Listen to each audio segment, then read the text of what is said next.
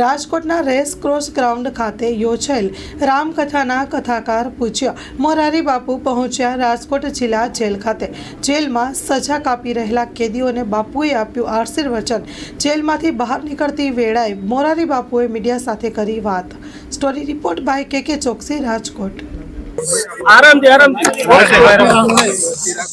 સદભાવના વૃદ્ધાશ્રમ દ્વારા ઉપકારક હેતુ માટે 9 દિવસની રામકથા યોજાઈ।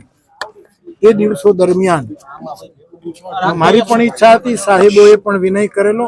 બહુ સમય પહેલા મેં ભરતભાઈને કહેલું કે આપણે જઈશું।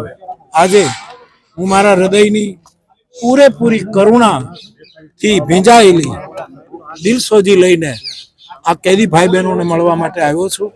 પરમાત્મા એની અંદર પડેલું સત્ય પ્રગટ કરે, નફરતની જગ્યાએ પ્રેમ પ્રગટ કરે અને કઠોરતાની જગ્યાએ કરુણા પ્રગટ થાય એવી હનુમાનજીના ચરણમાં પ્રાર્થના। અને મેં ખાસ કહ્યું કે કાનૂનનો ઉપયોગ તો થતો જ હોય છે, પણ કાનૂન પણ કરુણાની છાયામાં વર્તે એવી હનુમાનજીને પ્રાર્થના। ધન્યવાદ।